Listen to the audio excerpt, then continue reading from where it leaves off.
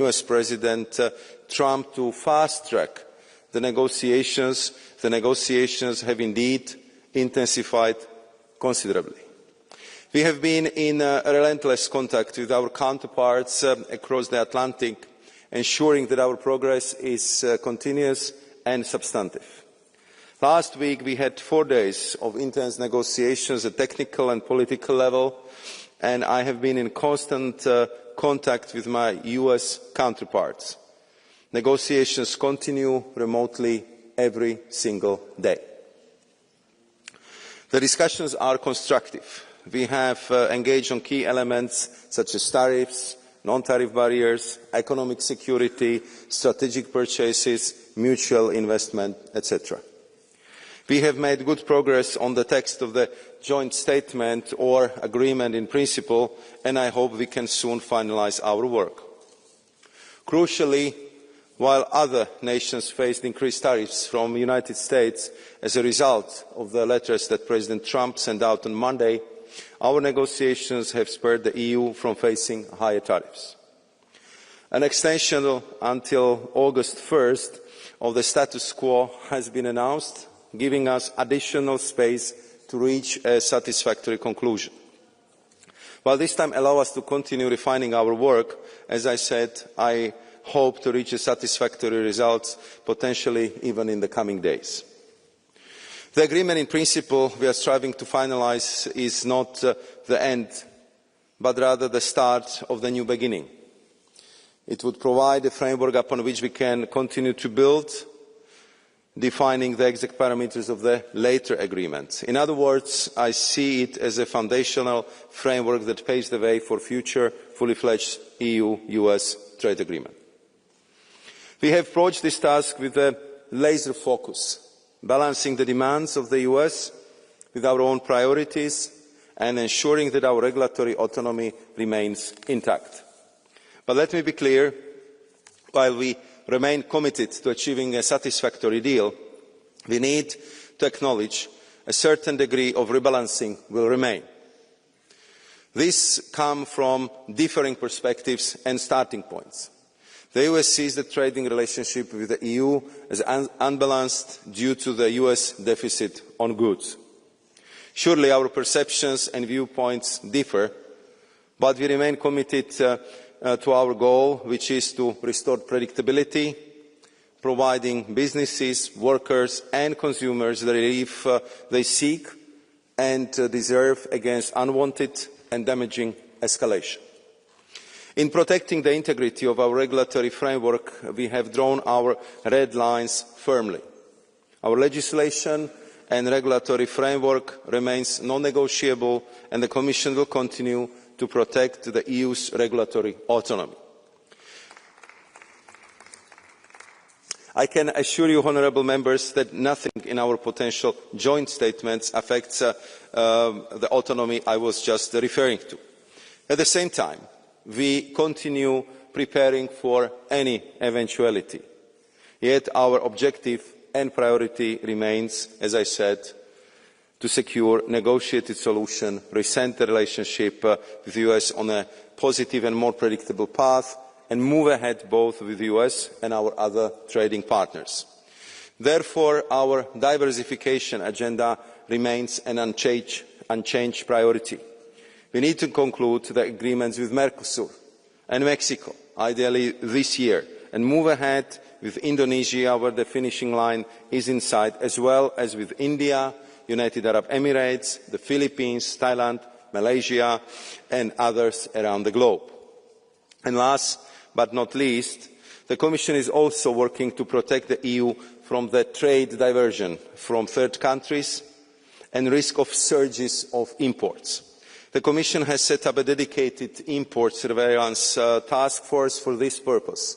The Commission stands ready, if necessary, to use all the available tools in our trade defence instrument toolbox in a rapid manner to protect the EU single market, EU producers and EU consumers.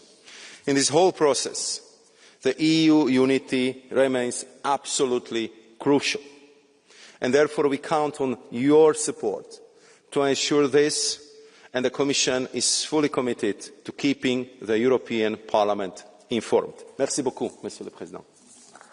Merci beaucoup, Monsieur le Commissaire.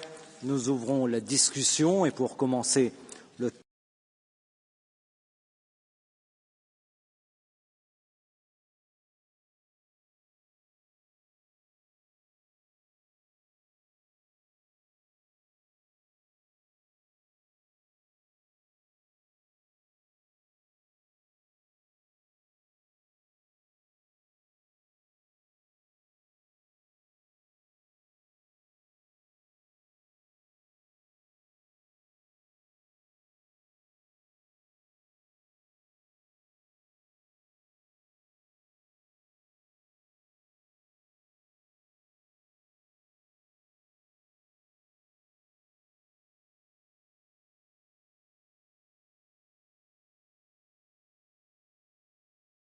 elsewhere, creating probably even more jobs.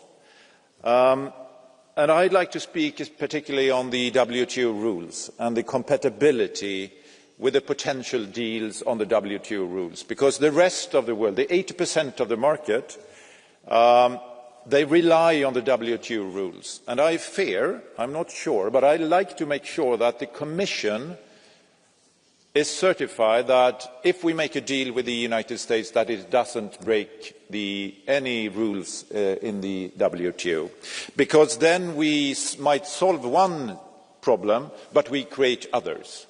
And I think that is of most important part right now, because the world is, when it comes to trade, is not really predictable at the moment.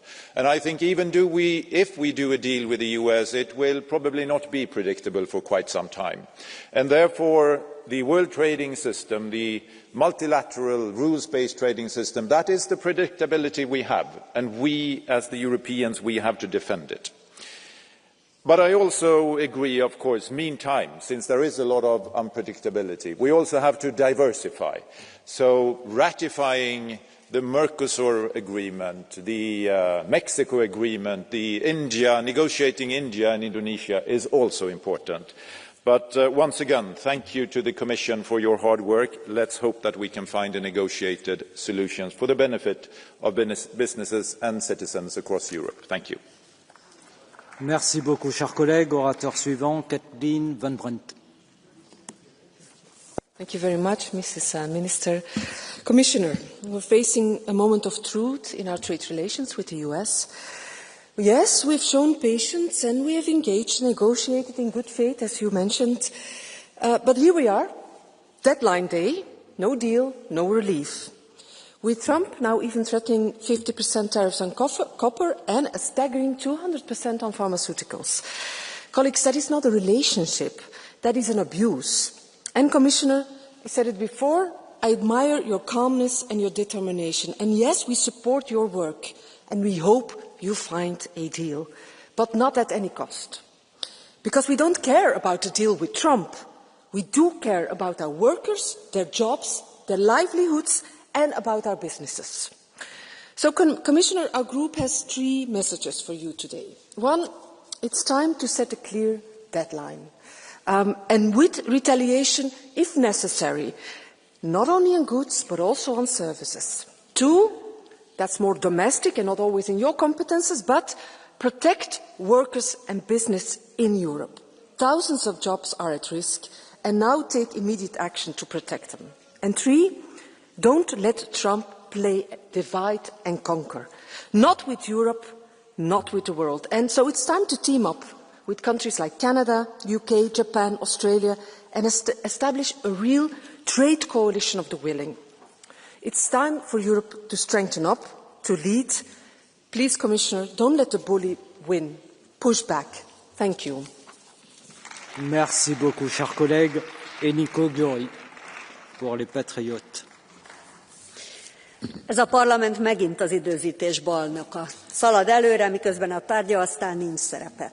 Itt többen farkast kiáltanak, amivel tovább ronthatják az Unió amúgy is igen gyenge tárgyalási pozícióját. Igen, ki kell mondani, tisztelt képviselőtársaim, gyengék vagyunk. A bizottság mindenben gyengítette az EU-t a globális szintéren. Versenyképességben, tárgyalási pozícióban, kapcsolatrendszerben. Több az ellenségünk és a vetélytársunk, mint korábban bármikor. Ráadásul Brüsszel nehezen nyelte le, hogy szabad akaratukból kit választottak elnöknek a tengeren túlon. Súlyos stratégiai hiba volt letenni a voksot a demokrata jelölt mellett, ennek a hatását máig szenvedjük. Az USA pedig az erő pozíciójából tárgyal, hát így nem egyszerű a dolgunk. A bizottságtól elvárjuk, hogy védje meg az unió érdekeit, de legyen nyitott az innovatív megoldásokra. Üzletemberrel, üzletember módjára kell tárgyalni, tegye érdekeltté az USA-t a velünk való megállapodásban. A ház baloldala retorziót akar, biztosak abban, hogy abból rengeteg munkahely fog születni. Az is elgondolkodtató, hogy Trump előbb kötött megállapodást jó pár országgal, beleértve Kínát, az örök riválist, mint velünk, a történelmi szövetségessel. Ez is annak a jele, hogy valamit nagyon rosszul csinálunk. A belső házi feladat az új uniós gazdaságpolitika kidolgozása, nem a zöld megállapodás toldozása, foltozása. Csak így leszünk versenyképesek. A külső pedig, hogy a konnektivitás jegyében építsük újra a partnerségeket. És azt nézzük, hogy mi a jó az európai cégeknek. Az pedig illúzió, hogy Ázsiával, Kína kihagyásával egy alternatív WTO-t hozzunk létre. Ennek pont annyi haszna lenne, mint az Oroszország elleni szankcióknak. Se az USA-ról, se Kínáról nem mondhatunk le partnerként, egyikük sem pótolható. Álljunk két lábbal a földön, a piac végre kiszámíthatóságot akar, a bizottság nőjön fel a feladatához. Köszönöm. Merci. Pour le groupe ECR, Richard Kolz.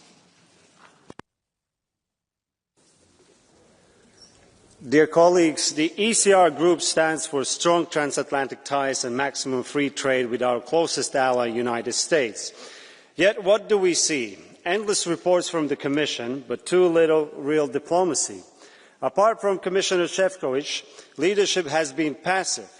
Where is the President of the Commission, the Council, or this House? Some say the doors are closed. Well, look for the windows. Words won't resolve the tariff war, presence will. So if you want results, go to Washington, stand firm with, and support Sefcovic. Trade tensions are nothing new. We have weathered them before by negotiating hard and standing united when it matters the most. Our standards and values are not for sale, but that does not shut down the doors for the talks.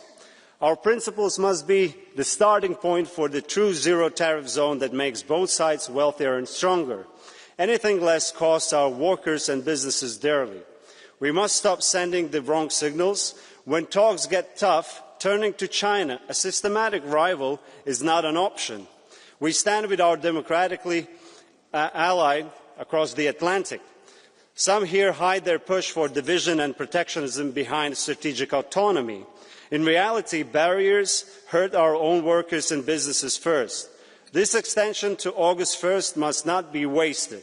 We need to match words with real political action and secure an agreement that protects Europe's jobs and competitiveness. The alternative is economic self-harm. Thank you. Merci beaucoup, chers collègues. Pour le groupe Renew, Karine Karlsbro.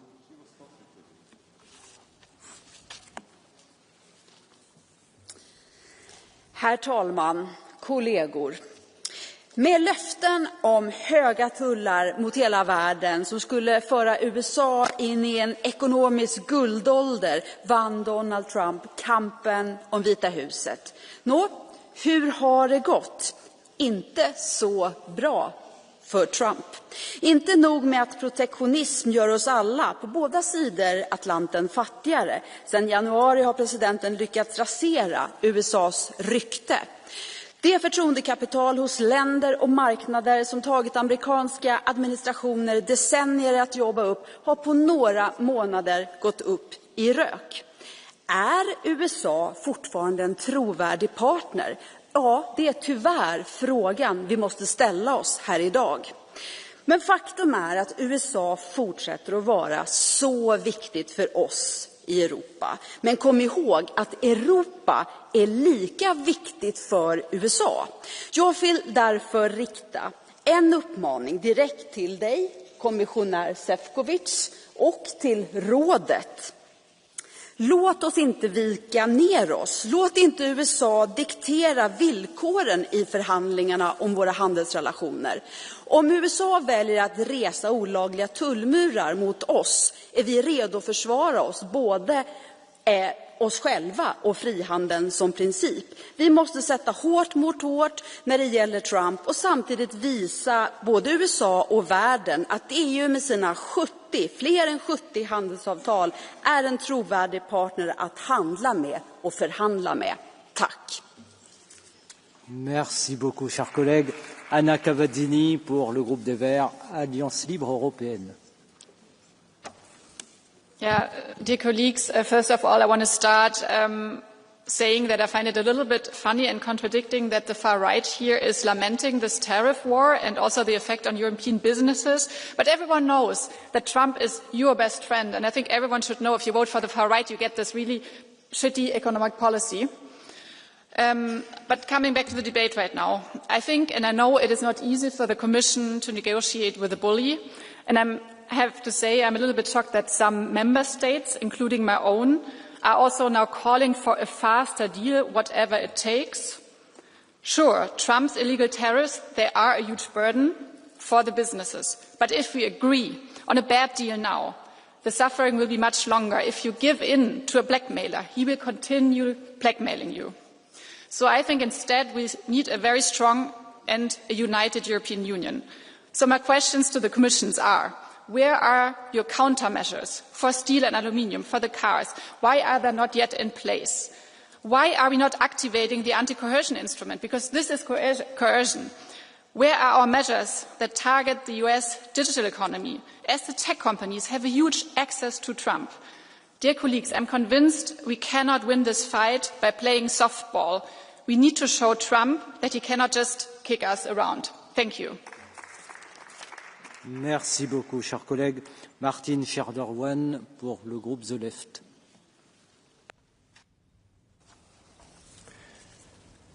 Vielen Dank, Herr Präsident, Herr Kommissar. Vor unseren Augen wandeln sich die Vereinigten Staaten unter Donald Trump in eine autoritäre und korrupte Oligarchie. Trump nutzt die Handelspolitik und dort insbesondere Strafzölle zur Durchsetzung der US-amerikanischen Dominanz und der Interessen seiner Oligarchenkumpels. Das ist der pure Handelsimperialismus. Und die Kommission hat sich im Trumpschen Handelskrieg bislang leider durch Passivität und Strategielosigkeit ausgezeichnet. Angst wird hier getarnt als strategische Geduld. Lassen Sie die Schockstarre hinter sich, Herr Kommissar, und fangen Sie endlich an, strategisch zu handeln. Die Mittel dazu halten Sie alle in der Hand. Die Einführung einer europäischen Digitalsteuer, die vor allem Big-Tech-Unternehmen treffen würde, ist längst überfällig. Sie hingegen wiederholen alte Fehler und begeben sich in eine neue Energieabhängigkeit, diesmal nicht von russischem, sondern von US-Fracking-Gas. Das ist nicht smart. Smart ist europäische Energieunabhängigkeit, divers und nachhaltig. Und es ist verantwortungslos, das Geld europäischer Steuerzahler amerikanischen Rüstungsunternehmen in den Rachen zu werfen. Wir brauchen eine internationale, regelbasierte Handelsordnung, die auf fairem Handel basiert und nicht auf Freihandelsabkommen, die nur den großen Konzernen dienen. Naivität in Bezug auf die demokratische Vernunft der Trump-Regierung gefährdet unsere Arbeitsplätze. Kluge Politik heißt, eine europäische Industriepolitik aus einem Guss zu machen, mit massiven Investitionen in unsere Zukunft, die unsere Standorte und Jobs sichern. Vielen Dank. Merci beaucoup, chers collègues. Orateur suivant, Michel Xarba.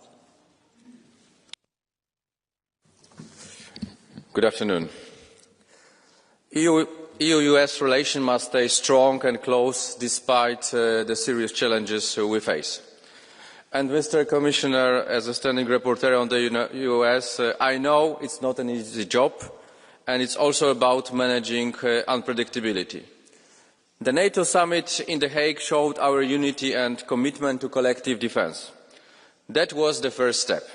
Now it's time to move forward and fix the trade negotiations. This is the final countdown. Despite the short-term complications, the US remains our strategic partner in both security and trade. At the same time, the EU must be clear-eyed and protect its own interest. I deeply regret the tariffs imposed by the US. They have a negative effect on the global economy. They raise prices, increase costs for businesses and disrupt supply chains.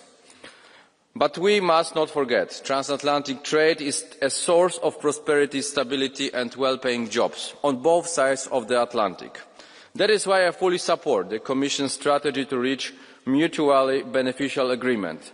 We have to seek negotiated and constructive solutions. We must remain united and determined. Additionally, the EU must be ready to act accordingly. We need a strong plan for countermeasures and we must be prepared to take further steps if negotiation fails. All options must remain on the table. Thank you very much. Merci beaucoup, cher collègue. Bernd Lange. Dankeschön, Herr Vorsitzender, Frau Ministerin Maros. Die Zölle sind ungerechtfertigt. Die Ministerin hat es noch einmal gesagt. Und deswegen müssen wir auch in aller Klarheit unsere Vorstellungen formulieren. Und wenn, Herr Maros, da ein Deal jetzt in der Luft ist, dann müssen die Kriterien klar sein, auch als Parlament, welche wir überhaupt akzeptieren können. Ich glaube, es ist klar, mit einem Deal müssen sofort die Zölle deutlich herunter. Zweitens ist es völlig klar, dass wir eine Standstill-Klausel brauchen, dass nicht übermorgen Herr Trump mit neuen Zöllen oder anderen Maßnahmen um die Ecke kommen kann. Drittens, es ist auch völlig klar, dass europäisches Recht nicht gebeugt werden kann, nicht nur geändert werden kann, sondern auch nicht gebeugt werden kann. Und viertens, wir brauchen ein internationales System, das gestärkt wird und nicht durch einen Deal geschwächt wird, gerade im Interesse der anderen Länder in der WTO. Wenn diese 4 Kriterien nicht eingehalten werden, dann müssen wir auch Gegenmaßnahmen einsetzen. Denn es ist völlig klar, die Rolling Stones haben schon gesungen, you can't get always what you want. Merci beaucoup, cher collègue Séverine Verboek.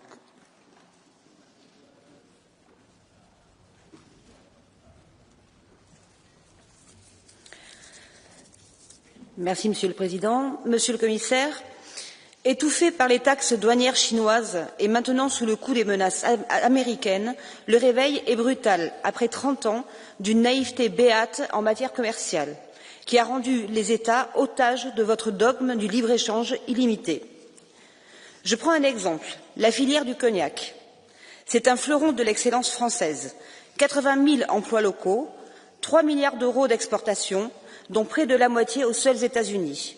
Vous le savez, et M. Trump le sait aussi, les spiritueux et plus généralement les produits viticoles français ont été ces dernières années l'objet des menaces de rétorsion américaines. Je vous le dis pour les négociations à venir, elle ne doit en aucun cas être la variable d'ajustement pour sauver les exportations de l'industrie allemande. Quels engagements pouvez-vous nous garantir pour que cette filière d'exception, mais plus généralement l'agriculture et l'économie française, ne soit pas votre monnaie d'échange dans ce bras de fer qui s'annonce très rude? Êtes-vous conscient que si ces négociations étaient mal menées, elles en seraient les premières victimes? À chaque renoncement, à chaque fois que vous vous couchez dans les négociations, vous étranglez un peu plus cette filière qui est en première ligne de la guerre commerciale qui a déjà démarré et dans laquelle l'Europe, malheureusement, reste terriblement passive. Merci. Merci. Je ne vois pas notre collègue Francesco Torselli. Je donne la parole à Svenja Hahn.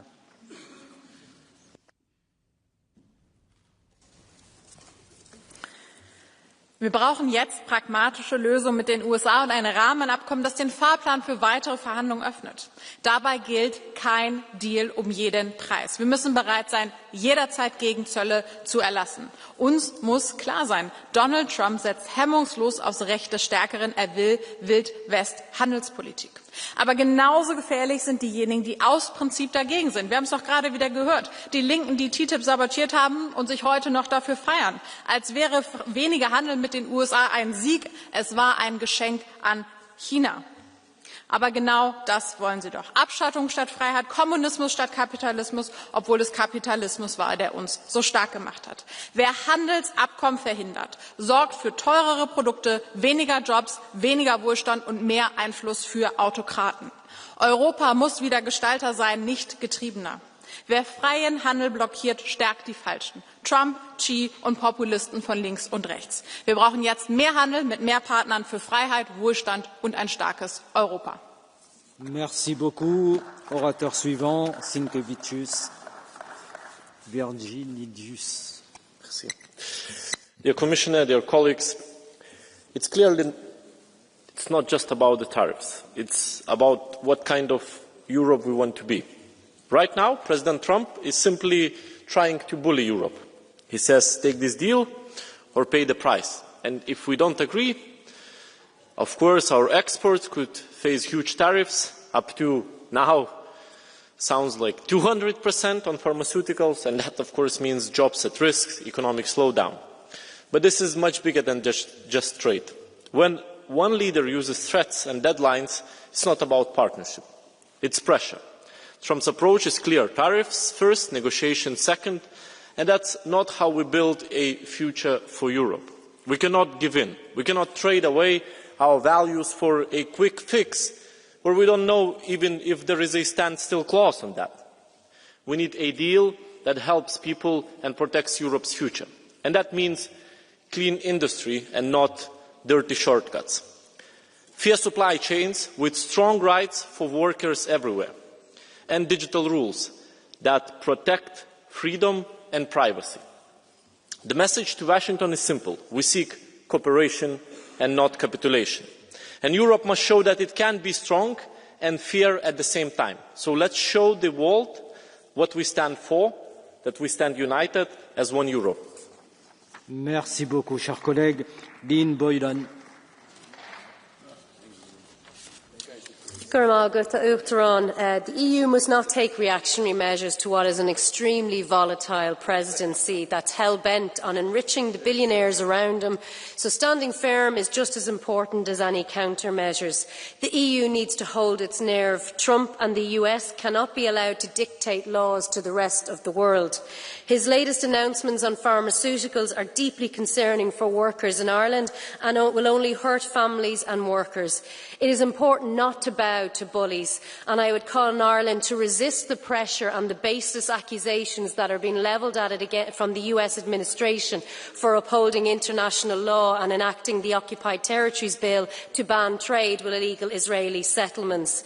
The tariff war should instead be used to reset trade politics that delivers for people, communities and social and environmental progress. And it also hasn't gone unnoticed that the Commission is trying to exploit the crisis to plough ahead with deals that have widespread public opposition, deals like Mercosur or those that contain corporate courts like CETA and have been found to be unconstitutional in Ireland. Merci beaucoup, cher collègue. Luis Lazarus. Mulțumesc, domnule președinte, stimați colegi. Poate că avem o problemă greșită de abordare și poate că, știu eu, Comisia Europeană confundă negocierile cu Statele Unite și cu președintele Trump cu negocierile pe care le are de obicei cu vreo țară din Uniunea Europeană.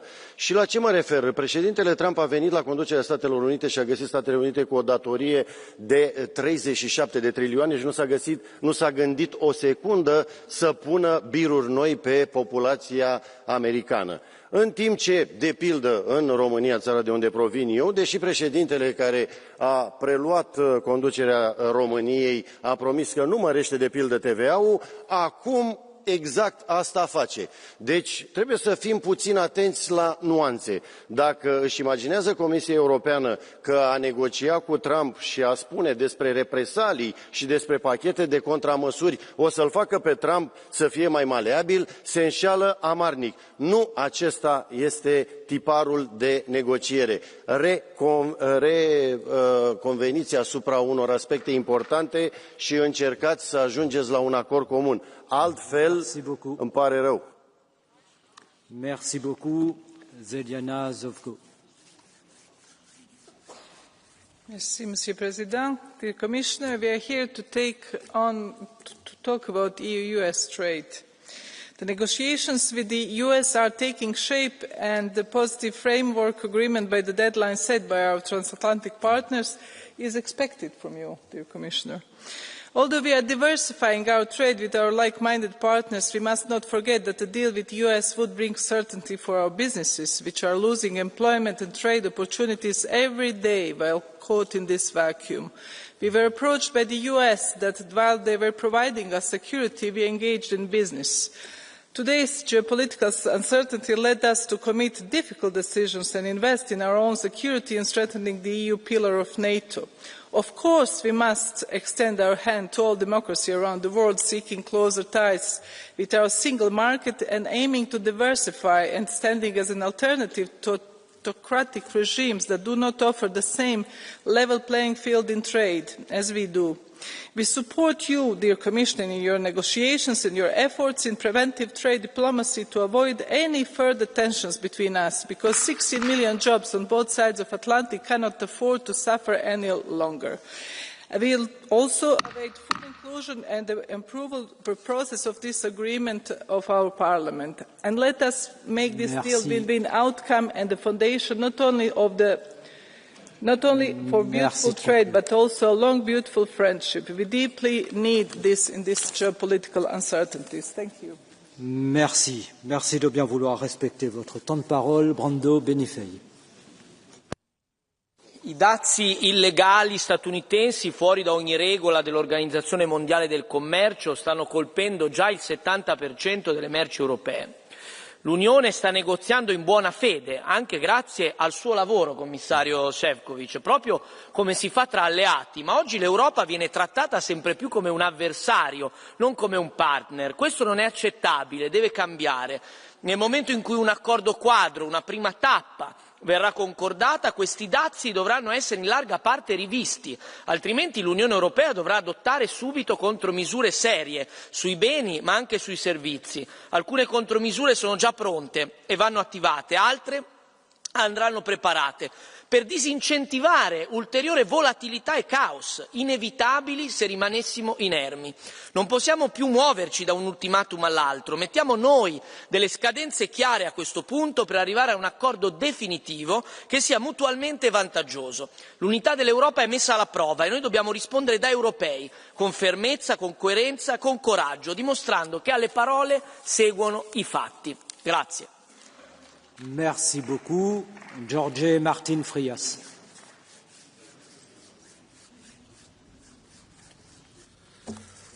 Señorías, la Comisión ha desperdiciado un tiempo precioso para alcanzar un acuerdo beneficioso para Europa. Pero no solo eso, ha entorpecido activamente las negociaciones. En primer lugar, se malgastaron meses en una dramatización innecesaria promovida por la propia Comisión, movida más por prejuicios ideológicos y por la histeria anti-Trump que por el interés general. Se dedicó tiempo a alarmar a los europeos sobre unas tarifas negativas para todos, mientras se mantienen intactos los auténticos aranceles que empobrecen a los contribuyentes europeos, el Pacto Verde, la Agenda 2030 y otras tantas imposiciones burocráticas. En segundo lugar, no es inteligente insultar a alguien con quien se quiere alcanzar un acuerdo. En este sentido, es oportuno recordar las palabras de un vicepresidente de este Parlamento, del Partido Popular Español, que se refirió al presidente Trump como el ogro naranja y el macho alfa de una manada, o las recientes declaraciones de una presidenta de la Comisión de INCO que se ha referido como matón al presidente de una nación democrática. ¿De verdad creen que así se construye una relación sólida con nuestro principal socio estratégico?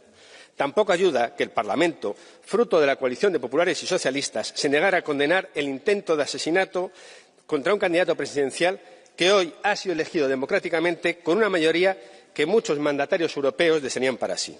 ¿Qué es lo que hay que hacer entonces? Negociar, negociar y negociar. Y dejar atrás, de una vez por todas, el antitrampismo visceral que ha contaminado la política exterior. Porque nadie quiere esos aranceles. Pero si finalmente llegan, serán ustedes quienes deban responder ante los europeos. Muchas gracias. Merci. Orateur suivant, Dick Eriksson.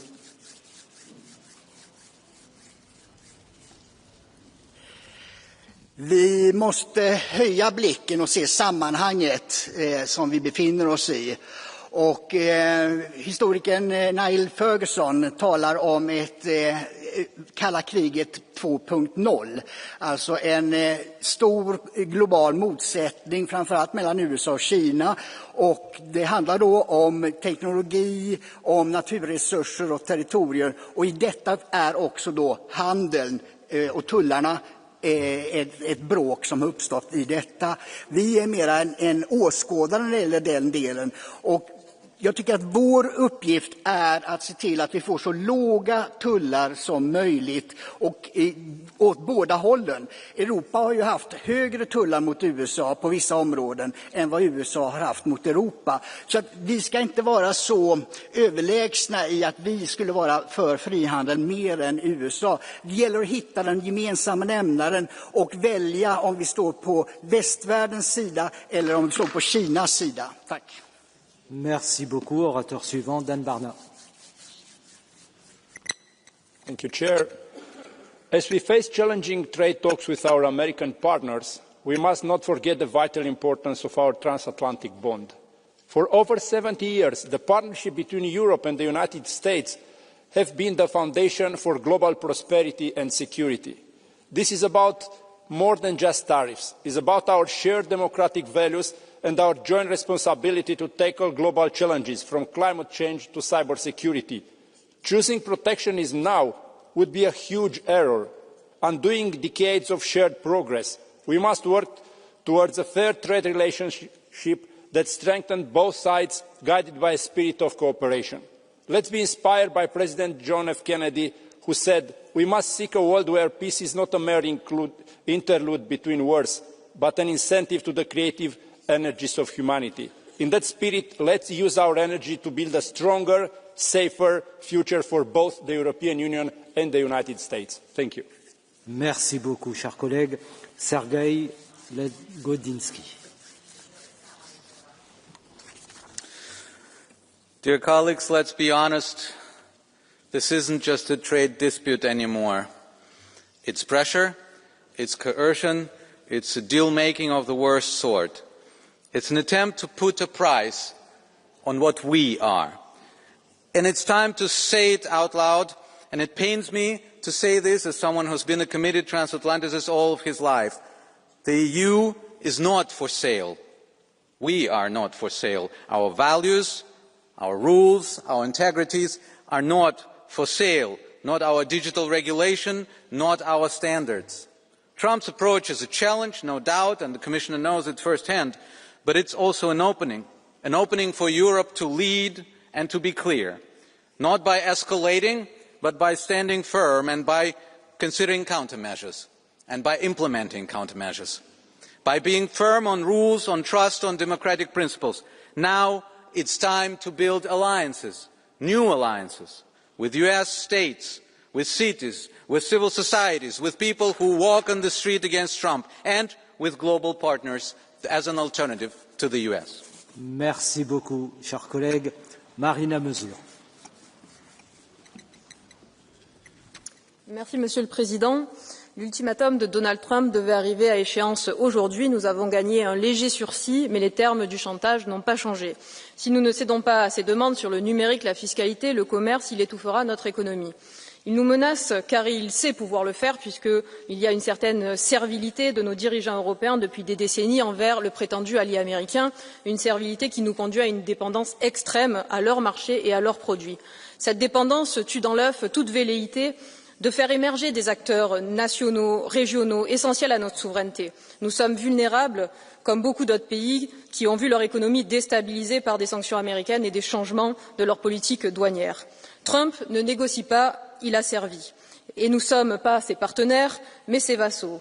Alors, dans ce contexte, il est temps de faire pour nous un choix crucial, celui d'un véritable protectionnisme solidaire, capable de réduire notre dépendance. Commençons par un Buy European Act pour ne plus avoir besoin du marché américain pour créer des emplois. Taxons la rente sur la propriété intellectuelle. Nous en avons les moyens, il ne manque que la volonté politique d'y parvenir. Il est donc temps de faire le choix d'être insoumis à Washington. Merci. Merci beaucoup, cher collègue. Kateřina Konečná.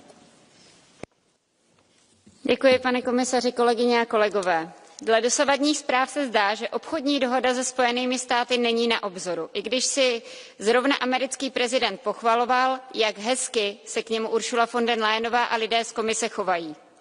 Pro mne není překvapením, že se komise chová hezky k americkému prezidentovi. Pro mě je hlavní, aby se Evropská komise začala chovat hezky k evropským občanům. Přijmout 10% cla na všechny výrobky je 5% navýšení průměrných cel a náš průmysl i občané na to prostě doplatí.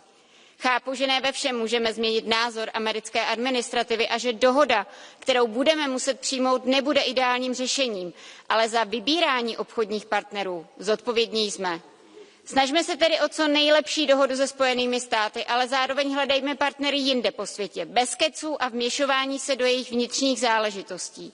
Je totiž lepší mít několik skutečných partnerů, než jednoho pánička, pro kterého jsme fackovacím panákem a ke kterému se musíme chovat hezky. Děkuji. Merci beaucoup, cher collègue. Daniel Caspary.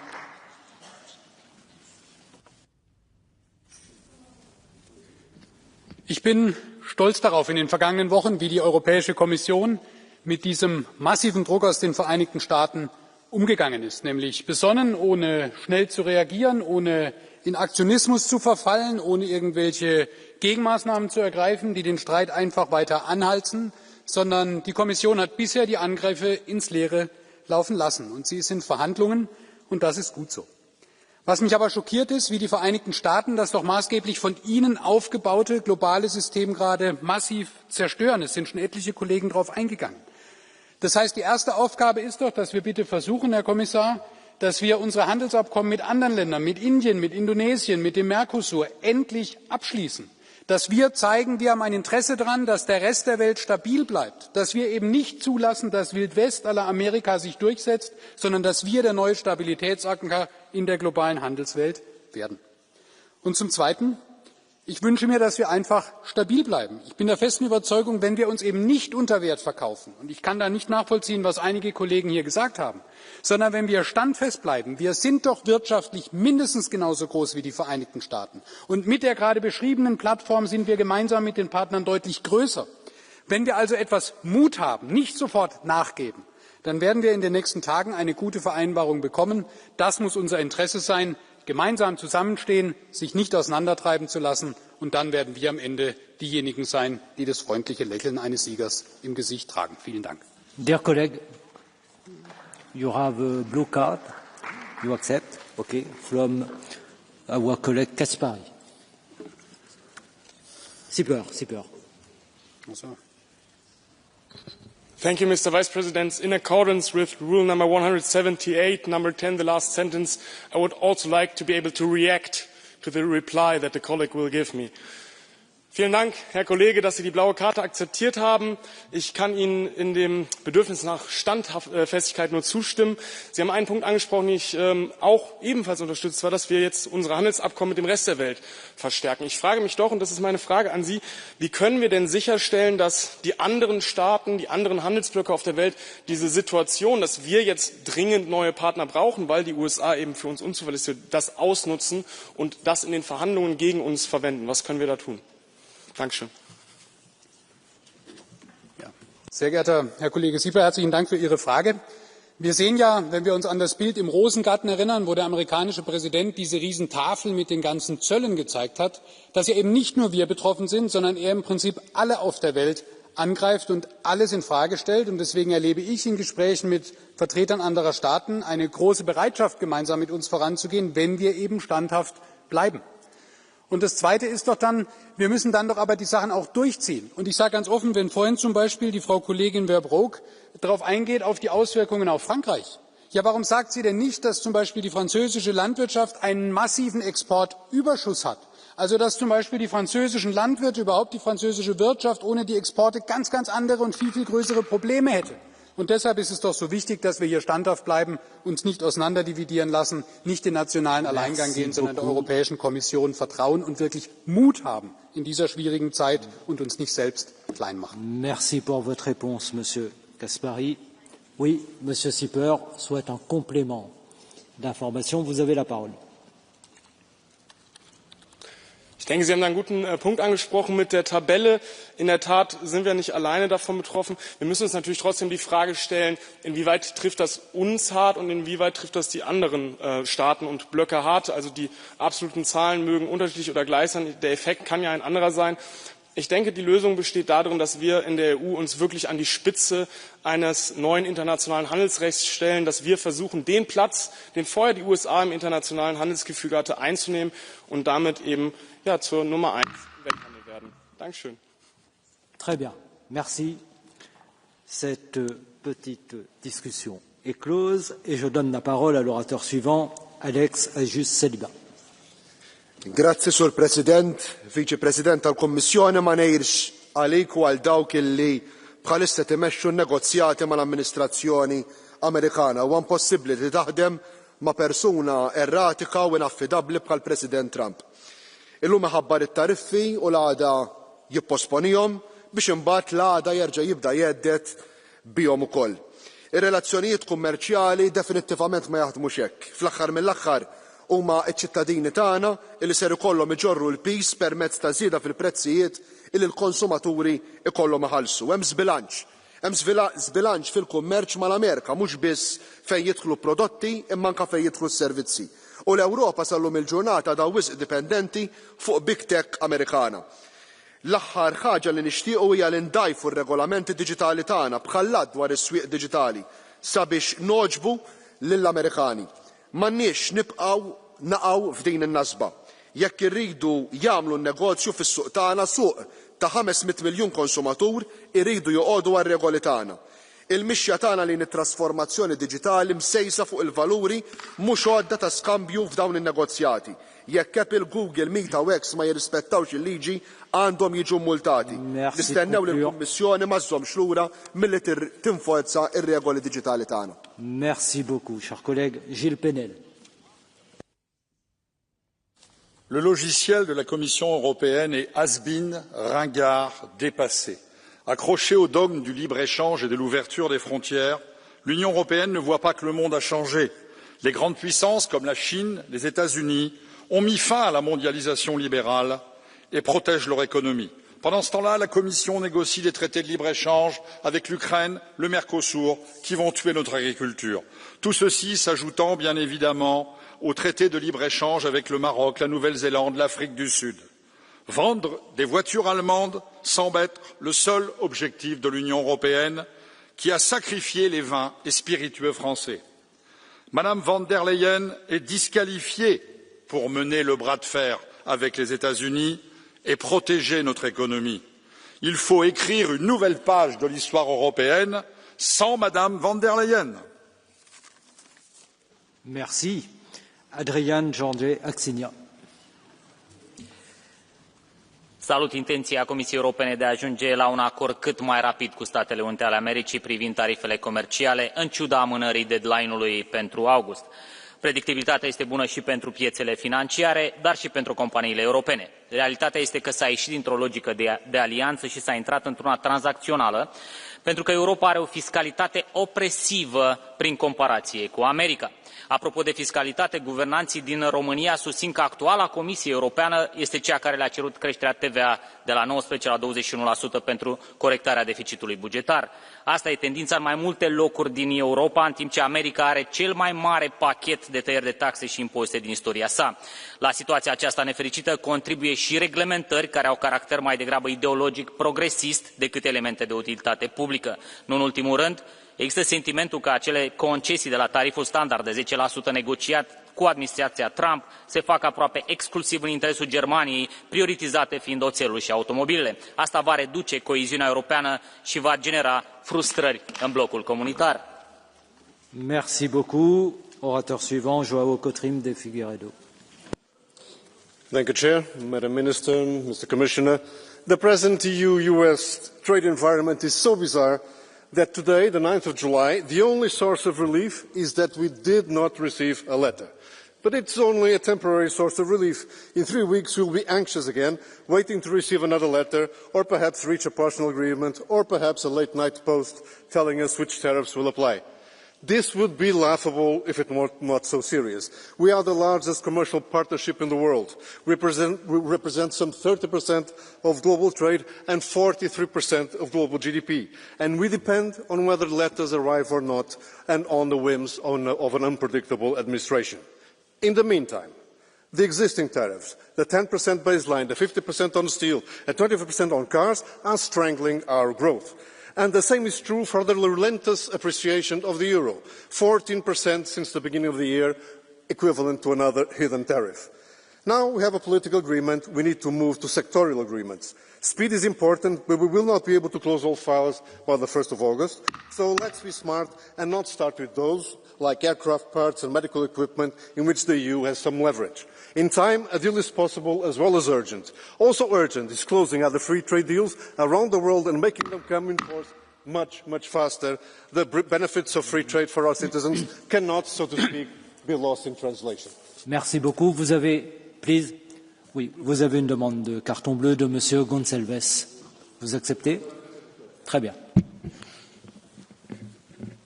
Sr. Deputado Coutinho de Figueiredo, creio que concordamos nos pontos essenciais. Que a União Europeia deve negociar com os Estados Unidos, que a nossa relação deve ser positiva, mas que esta relação não pode ser obtida a qualquer custo. E é por isso que, permita-me, gostava de o questionar sobre a sua posição sobre a tributação das grandes tecnológicas que hoje operam na União Europeia. Sabemos que estas corporações pagam taxas e impostos muito inferiores às nossas pequenas e médias empresas. Impostos esses que são essenciais para financiar mais despesa, como defendemos em segurança e evitando impostos sobre os cidadãos. Sr. Deputado, os liberais estão do lado da bomba orçamental de Trump ou do lado dos consumidores europeus? Muito obrigado. Muito obrigado pela pergunta, Sr. Deputado. Não há uma relação direta entre as tarifas de Trump e o regime de tributação internacional. O que eu sei é que muitas dessas taxas efetivas baixas de IRC que o Sr. Deputado refere não são ilegais, são utilização do atual regime fiscal que existe por toda a Europa. O que o Sr. Deputado está a perguntar é se deve existir uma forma de, sendo difícil determinar a matéria coletável pelo Estado-membro, se há uma forma de detectar e de coletar IRC a nível da União Europeia. E se essa é a pergunta, a nossa resposta, e qualquer liberal, é sim. As responsabilidades fiscais são para cumprir como qualquer as outras. Merci beaucoup. Oratrice suivante, Catarina Vieira.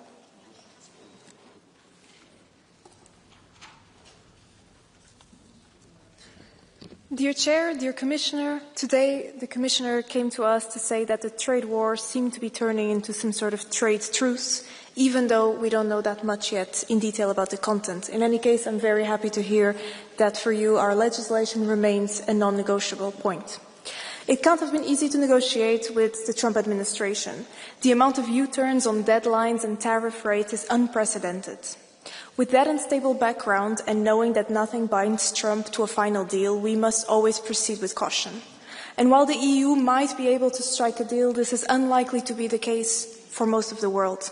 For many, the absurdly high tariffs are still on the table, and this poses a huge challenge for developing nations.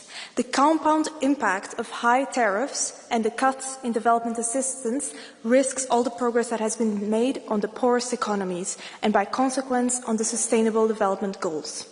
Our multilateral system is failing, and those who are most vulnerable risk paying the highest price.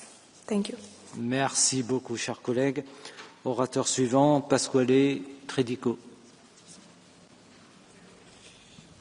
Presidente, colleghi, commissario Sefcovic, mentre noi qui discutiamo e mentre l'Europa continua a negoziare come se fossimo ancora nel mondo del libero scambio, gli Stati Uniti hanno già incassato oltre 100 miliardi di dollari di dazi, praticando un protezionismo selettivo che premia i loro interessi e punisce la nostra economia.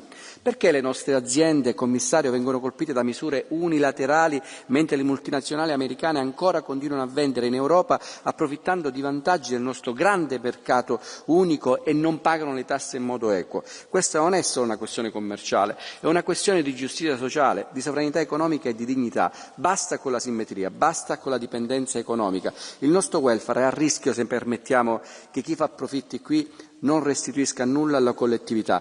Chiediamo contromisure simmetriche, dazi mirati e selettivi. Se non lo facciamo rischiamo di minare il mercato unico. Chiediamo l'introduzione di una tassa digitale. Mr. Sefcovic, chiediamo la tassa sui servizi digitali. Questo è il momento. O difendiamo l'Europa adesso o condanneremo all'irrilevanza economica e politica la nostra economia. Grazie. Merci beaucoup, chers collègues. Branislav Vondrus. Vážený pán komisár, kolegyne a kolegovia, Trumpovú obchodnú vojnu podporujú bežní Američania, pretože medzinárodný obchod neprináša spravodlivé zisky pracujúcim ľuďom a ich rodinám ani u nás v Európe. Preto popri vyjednávaniach musíme začať systematicky podporovať výrobu i spotrebu u nás doma. Ak EÚ predstavuje najbohatší trh na svete, musia z toho profitovať naši producenti a naši pracujúci a ich rodiny, naši seniori a zdravotne znevýhodnení. Musíme podporiť kupovanie našich výrobkov a služieb propagáciou, výchovou zákazníkov či pravidlami verejného obstarávania. Ale každé jedno takto minuté euro musí byť povinne spojené so sociálnymi a environmentálnymi požiadavkami. Nesmieme prispievať k väčším korporátnym ziskom, ale k lepším pracovným podmienkam, k vyšším platom pracujúcich, k väčším daňovým príjmom od bohatých firiem a k účinnejšej ochrane nášho životného prostredia. Stačí, aby tento parlament a vlády členských krajín zmenili pravidlá tak, aby ekonomika prinášala úžitok ľuďom a nielen korporáciám. Dá sa to, ale treba aj konať, nielen o tom rozprávať. Ďakujem pekne. Merci beaucoup, cher collègue. Juan Ignacio Zoido Álvarez. Estimado comisario, nos quedan 3 semanas para alcanzar un acuerdo arancelario con Estados Unidos, pero no debemos aceptar una negociación de sálvese quien pueda, en la que tratemos de salvar algunos sectores mientras otros resultan castigados injustamente. Y menos cuando se trata de sectores sensibles, como el agrícola, especialmente con productos como el aceite de oliva o el vino, tan dependientes del mercado estadounidense. Y debo confesar que me preocupan en gran medida los productos españoles, productos que están en el punto de mira desde que el señor Trump discutió o tuvieron puntos de vista distintos con Pedro Sánchez, y desde que éste se negara a contribuir económicamente a la OTAN como el resto de los socios. Espero sinceramente que los productores españoles no acaben pagando la falta de solidaridad del señor Sánchez. Pero más allá del umbral arancelario concreto, necesitamos poner fin a esta incertidumbre que ya está perjudicando a exportadores e importadores y que está poniendo en pausa tanto futuras inversiones como nuevas contrataciones. Tenemos que garantizar que el acuerdo sea sólido y duradero en el tiempo, de modo que no se vuelvan a exigir nuevas concesiones desde la Casa Blanca, ni amenazar con nuevos aranceles en cuestión de meses. Necesitamos, por tanto, una solución definitiva. Necesitamos recuperar la estabilidad para los productores de ambos lados del Atlántico, pero, sobre todo, necesitamos recuperar la confianza en el comercio como fuente de prosperidad compartida. Muchas gracias. Merci beaucoup. Orateur suivant, Javier Moreno Sánchez. Merci, Monsieur le Président. Querida ministra, querido comisario, tiene que seguir negociando con firmeza hasta el final. Somos el mayor bloque comercial y el mayor mercado interior del mundo. Con Estados Unidos compartimos valores y una larga trayectoria de cooperación. Pero cooperación no significa sumisión. Por eso debemos tener preparadas contramedidas firmes y creíbles. Si fracasan las negociaciones, también tenemos que proteger a los ciudadanos y a los sectores afectados, como ya ha previsto el Gobierno de Pedro Sánchez. Estados Unidos tiene que respetar la soberanía de la regulación europea, la más avanzada en los ámbitos sociales, medioambientales, digitales y sanitarios. Por otra parte, seguimos defendiendo el multilateralismo y la legalidad internacional frente a la ley del más fuerte. El acuerdo que alcancemos con Estados Unidos tiene que ser compatible con las normas de la OMC, que también ha sido creada para defender a los países más vulnerables. Por último, Estados Unidos es un socio comercial y estratégico, pero no es el único. Tenemos que desarrollar nuestra red comercial con otros socios fiables, como puede ser Canadá, Mercosur, India, México, Japón o Reino Unido. Y solo para darle ánimos, 2 segundos. Tiene una tarea muy complicada, pues estamos con usted. Y adelante, porque vamos a sacar este acuerdo. Merci beaucoup. Oratrice suivante, Silvia Sardone. Siamo qui a discutere dei dazi degli Stati Uniti ai prodotti europei, ma la realtà è una sola, cioè che i veri dazi che fanno paura alle imprese sono quelli imposte proprio dall'Europa. E non lo dice la destra anti-europea, lo dice uno come Mario Draghi, che qualche mese fa parlò dell'incapacità di lunga data dell'Unione Europea di affrontare i suoi elevati ostacoli normativi, molto più dannosi, dice, per la crescita, di qualsiasi dazio che gli Stati Uniti potrebbero imporre.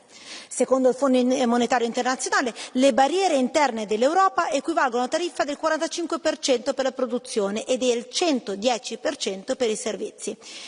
Quindi, tra l'altro, in attesa di un possibile accordo con gli Stati Uniti non posso non citare l'atteggiamento arrogante portato avanti nelle trattative, ma in generale l'Europa soffre di una crescita debole da decenni. Invece di aiutare le aziende, l'Europa che cosa ha fatto in questi anni? Negli ultimi 5 anni ha prodotto un numero impressionante di norme. Vi do i numeri, oltre 13.000. Volete sapere quanti ne hanno prodotti negli ultimi anni gli Stati Uniti? 3.500. Basta con questa burocrazia opprimente. Il vero danno siete solo voi. Grazie. Merci. Jacek Ozdoba. Bardzo dziękuję, szanowny panie przewodniczący, panie komisarzu. Make America great again, make Europe great again. To słowa, które są istotne, bo jeżeli Europa chce być dzisiaj konkurencyjna, chce rozmawiać na temat handlu, musi wrócić do korzeni, musi odrzucić czy wyrzucić do kosza te wszystkie ideologiczne pomysły, które są na tej sali. Setki godzin dyskusji na tematy, które nie mają żadnego odzwierciedlenia później w dobrych rozwiązaniach dla gospodarki. Drill baby drill, tak mówi prezydent Stanów Zjednoczonych. A co mówi Europa? Zamykajmy przemysł, blokujmy rozwój przedsiębiorstw, dorzucajmy jeszcze dodatkowych podatków, wymyślajmy jakieś ideologiczne aspekty, zakazy rejestracji samochodów spalinowych, a Ameryka odżywa i zaczyna funkcjonować w sposób normalny.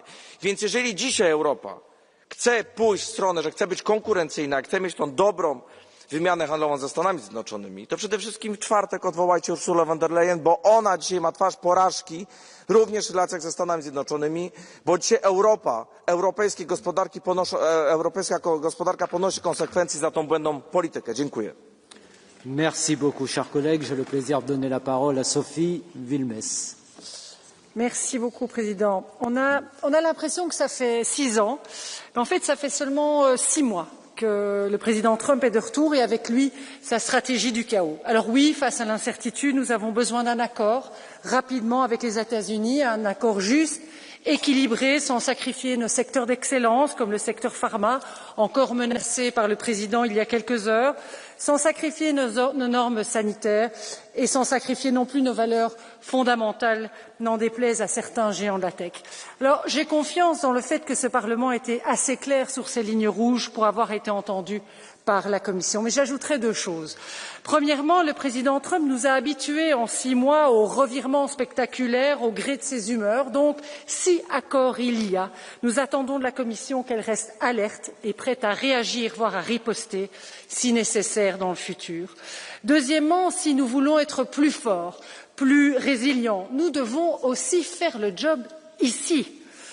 Car ce n'est pas l'élection du président des États-Unis qui nous empêche, par exemple, de concrétiser le rapport Draghi, d'approfondir le marché unique. Alors, nous attendons ces réformes rapidement, beaucoup plus rapidement. Merci. Merci beaucoup, chers collègues. Lukas Sieper. Liebe Menschen Europas, mit Anfang 20 eröffneten ein Freund und ich ein Steakhouse. Die Geschäfte liefen gut bis zu einem Eigentümerwechsel unseres Lieferanten für T-Bone Steaks und Whisky. Plötzlich forderte dieser Lieferant Neuverhandlungen laufender Verträge, drohte uns mit Lieferstopps und Preiserhöhungen. Und zeitgleich erfuhren wir, dass der neue Eigentümer mehrfach Geschäftspartner betrogen hatte, frühere Unternehmen regelmäßig insolvent gegangen waren, er Mitarbeiter diskriminierte und regelmäßig beleidigend wurde. Ich war erschüttert. Doch mein Partner bestand darauf, in gutem Glauben zu verhandeln.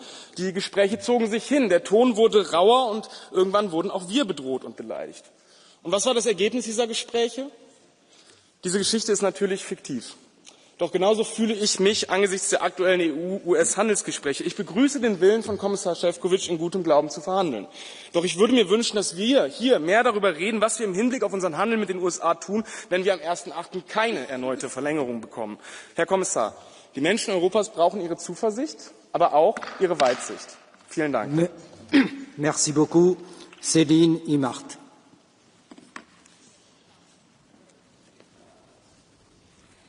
Monsieur le Commissaire, chers collègues, le America First est plus qu'un slogan. C'est une arme qui menace, qui taxe et qui fonctionne. Pendant que Trump s'arme d'une hache pour nous faire plier, la Commission affûte son couteau à beurre. Trop gentil, trop faible, trop tard. Quand on négocie face à un bulldozer, il faut être un mur, pas un gruyère. Aujourd'hui, nos produits européens taxés à 10% à minima, ce n'est pas qu'une ligne comptable. Ce sont des agriculteurs qui s'inquiètent pour leur avenir, des familles qui redoutent de tout perdre, des territoires qui retiennent leur souffle. Je préfère que l'Europe soit à la table des négociations plutôt qu'au menu des représailles. Mais ce qui se prépare, c'est un accord au rabais, nécessaire, non suffisant. Nos entreprises n'attendent plus Bruxelles et négocient directement à Washington, et elles ont malheureusement raison. Pour le président américain, un constructeur qui emploie des milliers de personnes pèse beaucoup plus qu'une présidente mal élue et à la gouvernance solitaire. La réalité, c'est qu'il faut préparer le coup d'après, appliquer les recommandations du rapport Draghi, protéger nos secteurs stratégiques et une véritable souveraineté économique. Si l'Europe joue aux échecs contre un joueur qui mange les pièces, tâchons d'avoir toujours un jeu de rechange. Merci. Merci beaucoup. Je serai beaucoup plus ferme à présent pour le respect du temps de parole. Céline Imart.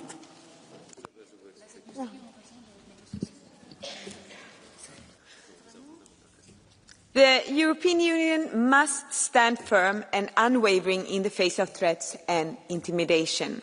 While the United States remains a vital trade partner, as has been said by many other colleagues here, and they are also a key global actor, recent signals from the US under Trump have made it clear America is no longer what it used to be. Therefore, EU can't act as it used to act. As Europeans, we must be unequivocal. We will not accept trade agreements founded on blackmail or threats. The far right, both in the US and here in Europe, in our parliaments, are eager to undermine our standards, to roll back protection of consumers, workers and our climate, all to serve oligarch interests. The EU must, however, negotiate from a position of strength, transparency and integrity. We owe it to our citizens to defend our values, to defend our model and to defend our future. We must stand united and resolute, because our strength lies in our unity and in our unwavering commitment to our principles. Merci beaucoup, cher Evelyne Ninsir. Pierre Pimpi. Chers collègues, les échanges entre les États-Unis et l'UE sont essentiels, mais doivent fonctionner sur la base de la réciprocité. Les États-Unis défendent leurs marchés et leurs entreprises. Chez eux, les contraintes sociales, fiscales et environnementales sont plus faibles. Les coûts de l'énergie sont plus avantageux. Chez nous, c'est tout le contraire.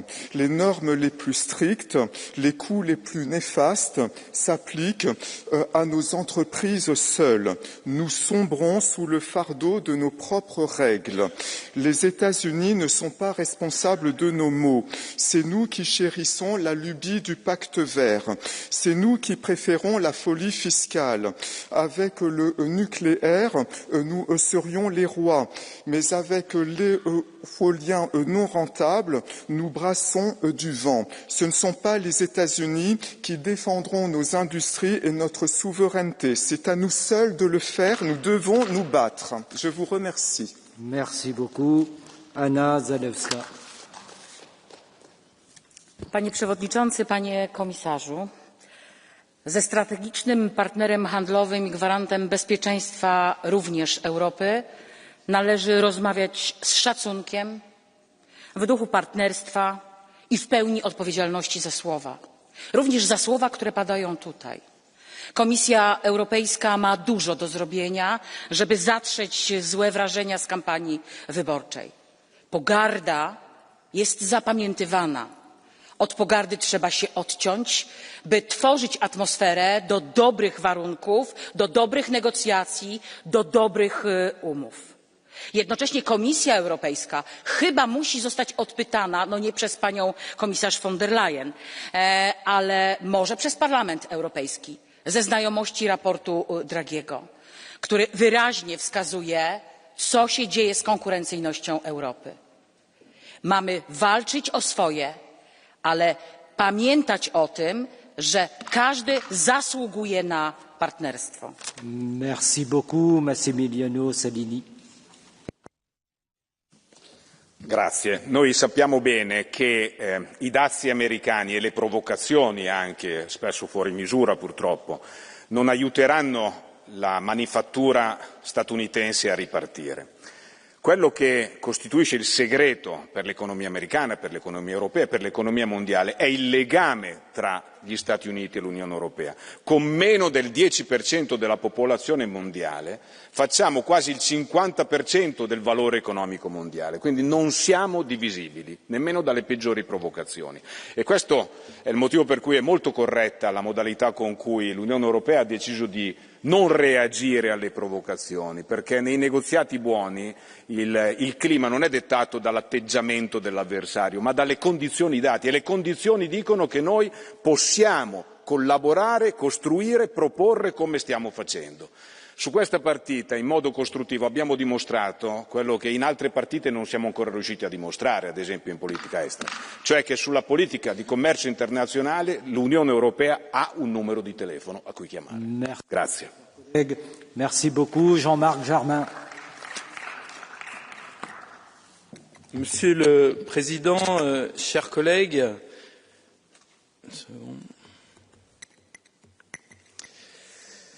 il est toujours utile de discuter, Monsieur le Commissaire, mais maintenant le temps est venu des décisions.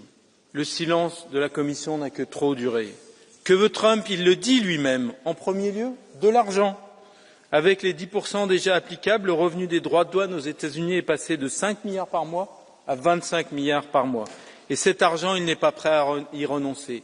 Le deuxième objectif de Trump, il est clair.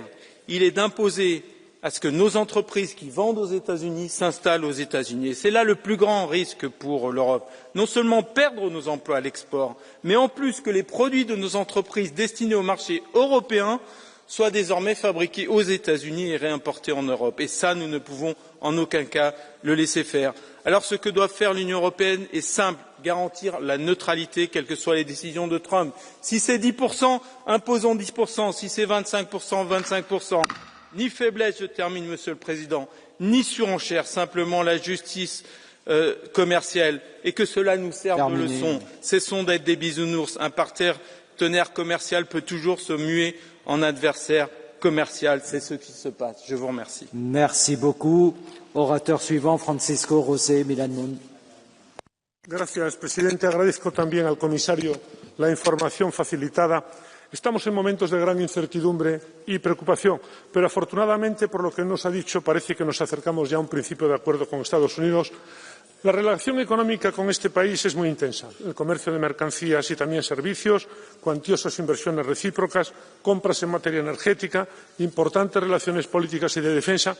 Yo siempre he pensado que era importante negociar un acuerdo amplio, que abarcara distintos ámbitos de la economía para que las dos partes pudieran obtener beneficios y no centrarnos exclusivamente en puntos demasiado específicos. Si el Reino Unido alcanzó un acuerdo y China un principio de acuerdo, nosotros también podemos hacerlo, como usted hoy nos anuncia. Una escalada no interesa a ninguna de las dos partes. Necesitamos que este principio de acuerdo sea equilibrado y que no afecte negativamente a sectores sensibles de la economía europea ni discrimine a unos países frente a otros. En este sentido, como diputado español, yo también quiero alzar mi voz en defensa del sector agroalimentario, que ya se ha visto perjudicado en el pasado por aranceles injustos. Termino. Tenemos que profundizar en la diversificación de nuestro comercio. Por ejemplo, el acuerdo con Mercosur. Merci beaucoup, cher collègue. Cristina Maestre. Señor presidente, la Comisión Europea está negociando desde la buena fe y en defensa de los intereses de Europa. Valoramos mucho el inmenso trabajo que está realizando el comisario Sefcovic, pero ya sabemos cómo se las gasta Trump. No debemos ceder a sus chantajes ni a la política de los hechos consumados. Los aranceles son un ataque injustificado al orden multilateral y una violación flagrante de las reglas de la OMC. Y lo más lacerante es que mientras Trump arremete contra nuestra industria europea, nuestra agricultura y nuestra soberanía, aquí hay grupos de la extrema derecha que aplauden y respaldan sus amenazas de aranceles desproporcionados. Europa no merece representantes tan desleales. Nosotros defendemos el diálogo y la negociación, pero si Trump se empeña en saltarse las relaciones comerciales basadas en reglas, que no nos tiemble el pulso para defender a nuestras industrias. Contamos con un abanico de herramientas de represalia, entre otros el instrumento anticoerción. Si el diálogo y la diplomacia no le valen a Trump, lo mismo le valen las medidas de retorsión y que él mismo responda ante sus ciudadanos y sus empresas. Mucha fuerza, comisario, cuenta con nuestro apoyo. Negociación y negociación hasta el final y, si no, inteligencia y firmeza. Merci beaucoup, cher collègue. Myriam Lexman. Thank you, Chair, Commissioner, colleagues. The US is not only the largest trading partner, but also our closest ally. We share a rich history, common values and traditions. The transatlantic relationship is the foundation of our mutual prosperity and security, and tariffs benefit neither side. The only benefit totalitarian regimes like China and Russia, the same regime that threaten our security, our economy and the rules-based order. Let's prompt cooperation in areas that address our common risk as the part of the tariffs negotiations. That is what the US is expecting from us too. I call on the Commission to propose how we can jointly address China's dominance in critical raw materials, how to protect our markets from forced labour, which produce the forced labour, and protect the markets from it, and how to secure sensitive data, especially genomic data of our citizens. Thank you very much. Merci beaucoup, cher collègue. Mika Oltola.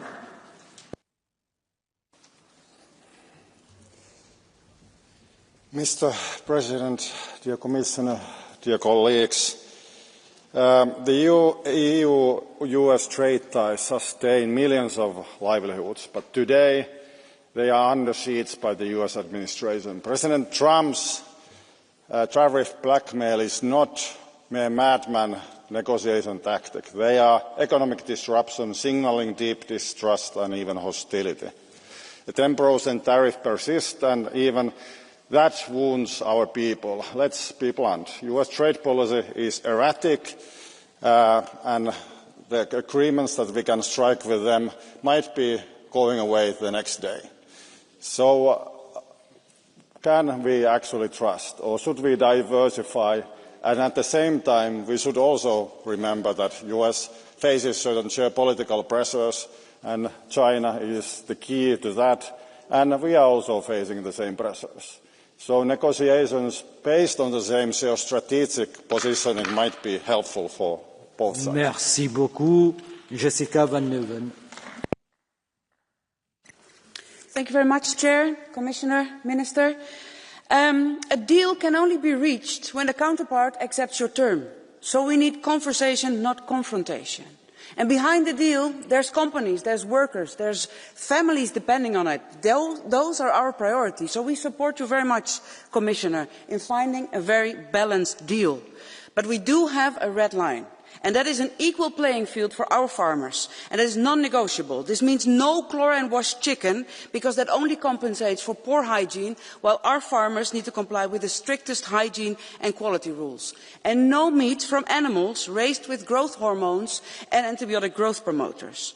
And on countermeasures, let us be very cautious. American tariffs burden Americans, but European countermeasures will hit European jobs. Thank you very much. Nina Carberry. President, Commissioner, Minister, global trade is running low on much needed certainty. And while we can afford some breathing room until August 1st, the need for a clear framework and comprehensive trade agreement with the United States looms large. Ireland's stance remains unchanged. We have constantly called for zero tariffs.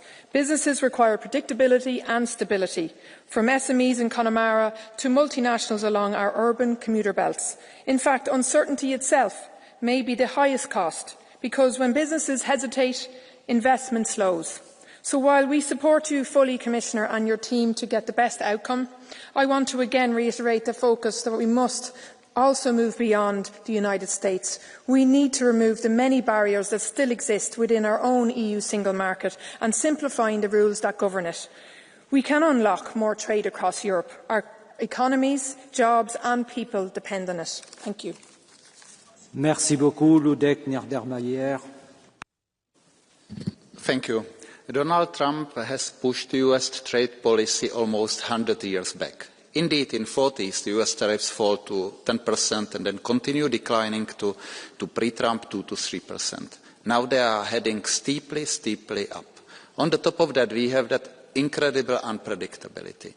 The first who will suffer will be US citizens, US households, who will pay more for the goods and have lower availability of the goods. But the global economy will suffer too, and obviously our businesses will suffer. But let's face the reality. This is where we stand. I'm glad to see here that the Commission has strong support from the Council and majority of Parliament to find the best possible solution. I hope we will reach it, but we must be ready also for the other result. At the same time, extending the network of our partnership, but mainly promoting the single market and remove the barriers. That's the way how to eliminate negative impacts of White House policy. Thank you. Merci beaucoup. Paulo do Nascimento. Obrigado, Sr. Presidente. Sr. Comissário, 50% ontem, 10% hoje e amanhã o que será? Perante essa instabilidade, tenho que o elogiar pela paciência democrática. Mas os sucessivos adiamentos da conclusão das negociações comerciais com os Estados Unidos já estão a ter um impacto significativo nas empresas e cidadãos dos dois lados do Atlântico, como também na percepção que ambos, europeus e americanos, têm entre si. Juntos representamos quase 30% do comércio global e 43% do PIB mundial. E a instabilidade e a incerteza são mais para os negócios, mas são ainda piores para as relações transatlânticas que outrora eram intocáveis. Mas a nossa história não nos perdoaria se desistíssemos desta nossa relação transatlântica, pela partilha dos mesmos valores, mas também por razões económicas e estratégicas, com o Atlântico que nos une e nos torna o centro do mundo. Esta é uma necessidade política. Não devemos nem podemos ceder precipitadamente ou aceitar o que não autorizamos aos europeus. Devemos manter as três premissas que nos têm guiado. Negociar ao máximo aceitável com os Estados Unidos, diversificar as nossas parcerias comerciais com o resto do mundo, reocupando um lugar de influência que perdemos e reforçar o nosso mercado interno, de modo a aumentar a nossa autonomia estratégica. Boa sorte, Sr. Comissário. Merci beaucoup. Les contraintes de temps m'empêchent d'accorder les demandes de carton bleu. Nous poursuivons. Wouter Beke. Merci beaucoup, Monsieur le Président. Commissaris, collega's, tariefverhogingen, dat zijn politieke placebo's, dat zei professor Richard Baldwin. Economische nonsens die een politiek doel moeten dienen. In tegenstelling tot president Trump geloven wij beter niet in deze placebo's. De focus van Europa moet zijn het beschermen van onze welvaart, van onze jobs en het inkomen van onze mensen. Europa is niet gebaat bij escalatie. Een deal kan de schade voor onze bedrijven, KMO's en talloze jobs misschien ook beperken. Neem deze verantwoordelijkheid, meneer de commissaris, maar niet op kap van één sector. Verdeel de lasten over de sectoren en over de lidstaten. Maar ook met een deal moeten wij als Europa volop investeren in onze economie, onze onafhankelijkheid en onze concurrentiekracht. Het IMF berekende dat de Europese handelsbelemmeringen ons jaarlijks 1700 miljard kosten. Het wegwerken daarvan kan €3.800 per Europeaan opbrengen. Dus, meneer de commissaris, deal of geen deal. Europa moet onze jobs, onze welvaart en het inkomen van onze mensen beschermen. Merci beaucoup, cher collègue. Ingeborg Terdak. Dank u wel, voorzitter, geachte commissaris, beste collega's. Gisteren is de deadline voor het handelsakkoord met de EU verschoven naar 1 augustus. Uitstel geeft aan dat er hoop is op een deal. Deze extra onderhandelingen zijn belangrijk om er samen uit te komen. En als dit één ding aangeeft, dan is het wel dat we als Europa zo snel mogelijk op eigen benen moeten staan. De VS kan niet zonder ons en wij kunnen niet zonder hen. Wij zijn een markt waar de VS vele afhankelijkheden heeft. Daarom moeten wij niet over ons heen laten lopen en tegenmaatregelen voorbereiden. Wij moeten bereid zijn om even onze tanden te laten zien. Wij willen geen handelsoorlog, dat creëert alleen maar verliezers en geeft China en Rusland alleen maar meer speling op veiligheidsgebied. En dat is wat zij willen, een zwakke transatlantische band. Dat laten wij ons niet gebeuren. Dank u wel. Merci infiniment d'avoir respecté largement votre temps de parole. Maria Walsh. There is no winner when it comes to tariffs between two of the world's largest economies. We've heard this repeatedly throughout this debate. Jobs are lost, prices of goods go up, the cost of doing business goes up, and ultimately no one benefits from it. Not Americans, not Europeans, neither consumers nor companies gain from what is going on. Giving up on trade relations is not the answer when more than $4 billion worth of goods are crossing the Atlantic. In my own country of Ireland, particularly the west of Ireland, pharmaceutical products, world-leading Irish alcohol like whiskies and gins, other agricultural products like butter and cheeses worth billions meet the demand for quality products of the American consumer. We now have an additional 3 weeks to reach an agreement with the US, and I hope that this delay is a signal that the Trump administration recognises that economic growth stems not from isolation, but from well-functioning relationships with reliable trading partners. And I hope ourselves reform the single market, get better support for our businesses, and continue to grow the EU. Merci beaucoup. Miradis Rajapantela. Αξιότιμε Πρόεδρε, αξιότιμε Επίτροπε, αξιότιμοι συνάδελφοι. Η σημερινή συζήτηση για τις διαπραγματεύσεις μεταξύ Ευρωπαϊκής Ένωσης και Ηνωμένων Πολιτειών έρχεται σε μια κρίσιμη στιγμή για το μέλλον της ευρωπαϊκής οικονομίας. Η κοινή μας αγορά, το ισχυρότερο όπλο της Ευρωπαϊκής Ένωσης, στηρίζεται στην επιχειρηματικότητα και στο ελεύθερο εμπόριο με τους εταίρους μας ανά το παγκόσμιο. Ακριβώς γι' αυτό τον λόγο θέλω να τονίσω ότι ένας οικονομικός πόλεμος δεν θα ωφελέσει κανένα, ούτε στην Ευρώπη ούτε στην Αμερική. Αντιθέτως, βλέπουμε ήδη ότι δημιουργεί αβεβαιότητα, πλήττει τις επιχειρήσεις, τους εργαζόμενους και τους καταναλωτές και στις δύο πλευρές του Ατλαντικού. Χρειάζεται σοβαρή και μεθοδική δουλειά για τη σύναψη μιας εμπορικής συμφωνίας που θα άρει όσον το δυνατόν περισσότερα εμπόδια και θα επιτρέψει στα αγαθά και στις υπηρεσίες να διακινούνται ελεύθερα, χωρίς δασμούς μεταξύ των δύο υπήρων. Αυτό θα ενισχύσει την ανταγωνιστικότητα, θα δημιουργήσει νέες ευκαιρίες και θα στηρίξει τη βιώσιμη ανάπτυξη. Σας ευχαριστώ. Merci beaucoup. Nous ouvrons à présent la procédure catch the eye. Beaucoup d'entre vous seront frustrés, mais il ne m'est pas possible de donner la parole à toutes celles et tous ceux qui ont demandé un temps de parole, compte tenu des contraintes de temps. Pour commencer, je donne la parole à Regina Doherty.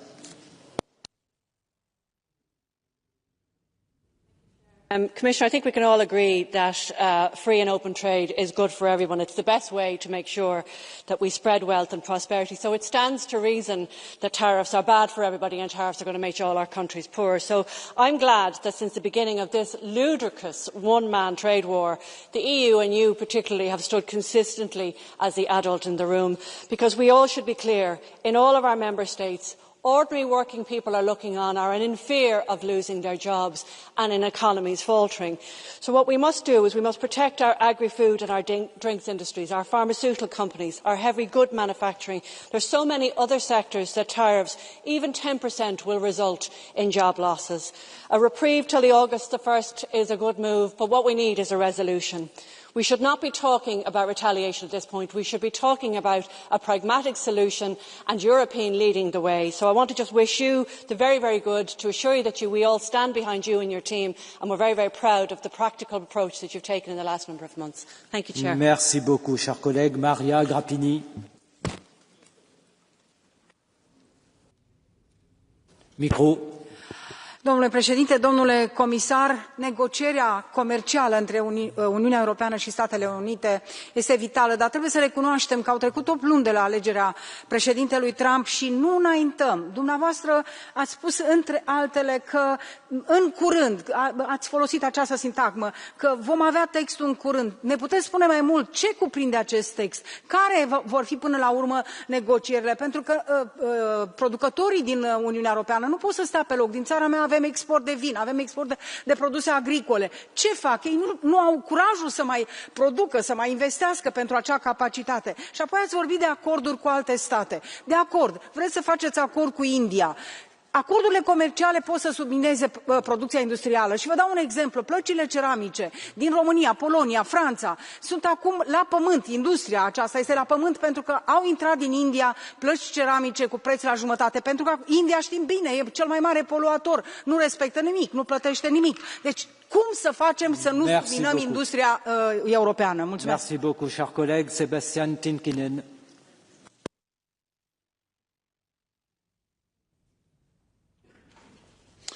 Thank you, Mr. President. Even an imperfect deal is better than no deal at all. What do we have to gain by not fully trying to uphold the transatlantic partnership? The US government has made it clear that being bystanders and free riders is not an option. This includes not only defence, but also economy. How can we ever reach a zero-tariff agreement if we are not ready to work for it? Europe is eyeing a critical choice: where to go to replace Russian energy and Chinese imports. Make no mistake, if the problem lies in the East, then the solution must be found in the West. We have an opportunity to make the Atlantic the most prosperous economic zone of our time. So let's not throw this chance away just for petty political battles. Thank you. Merci beaucoup, chers collègues. Dernière oratrice, Aguirre-Goïta Martinez. Vous avez la parole.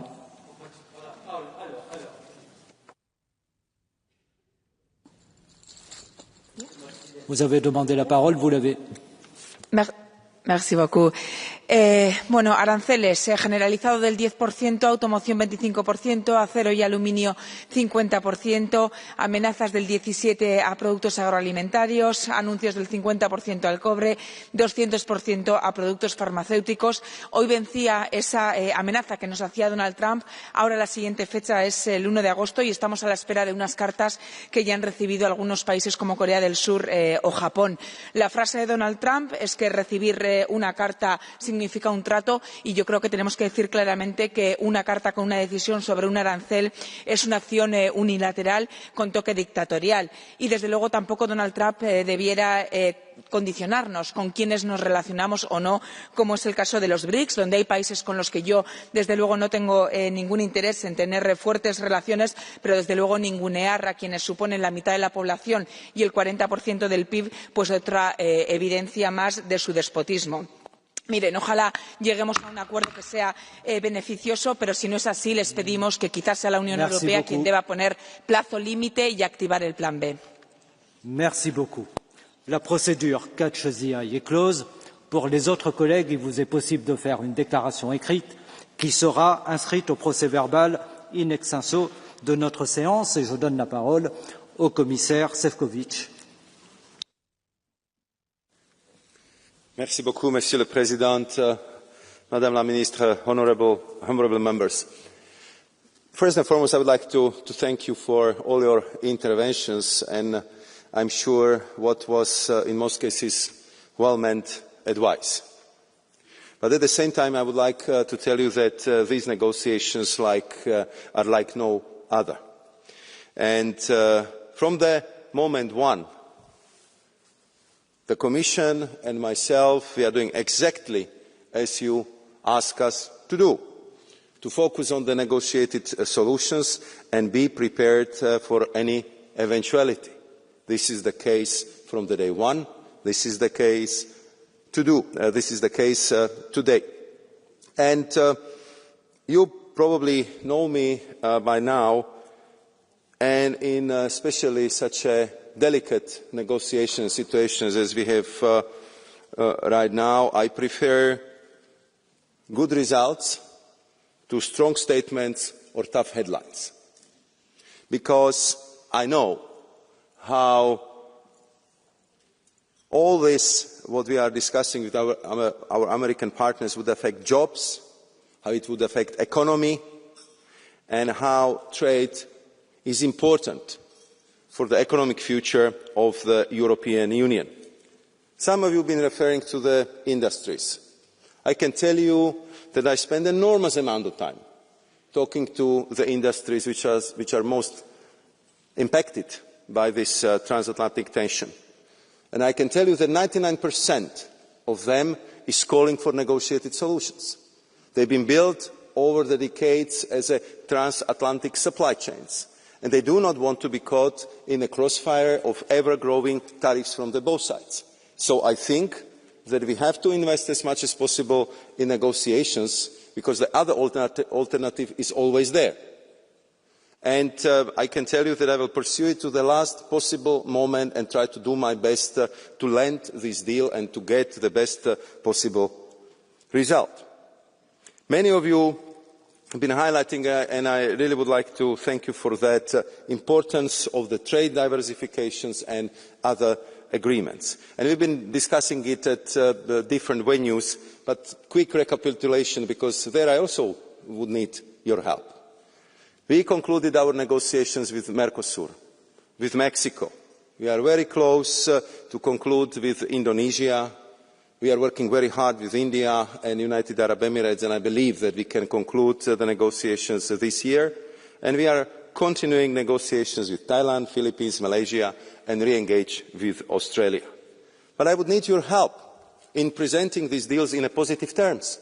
I would need your help to accelerate the procedures to approval. I would need your help to talk to your domestic audiences back in your member states about the need to ratify these agreements, because otherwise they will just stay on the papers and we are losing precious time from long pause between they are negotiated and actually they enter into force.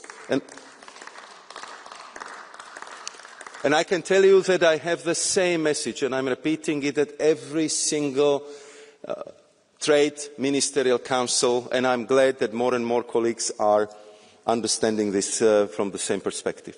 If you allow me one thought on our farming community. As you know, I was in intense discussions with our farmers in my previous mandate. I know how they feel, I know what they are worried about, I know how they've been overburdened by excessive reporting, and how they've been afraid about the possible trade deals which might negatively impact their well-being. Therefore, we are extremely careful when we negotiate agricultural chapters. Therefore, we are looking for the deals where the partners are net importers of our agri-food products, like Mexico, like UAE. And I think if you travel to these countries, just go to the store, and you will see that these are usually European brands with most of the agri-food products coming from Europe. We are, in fact, the global superpower in exporting agri-food products. More than 230 billion, with a positive balance of 70 billion. And we want to make sure that it would stay like that. But I would really resent the picture that every trade deal we do, it's at the sacrifice of our farmers, because it's not true.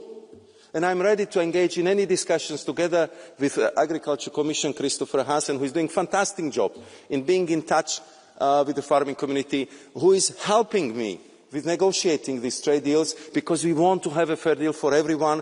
And in the current turbulent situation on a global trading sphere, it's very clear that we need new market access, and we need it now, because European Union economy is deriving half of its GDP from trading. So please help me to make it faster, to make it better, and to deliver better perception of our trade deals with your constituencies, with your voters, because you are influential people and you have that authority and they will believe you.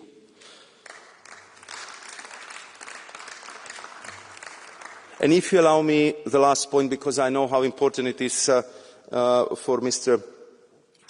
Warborn and for all the colleagues from INTA, WTO.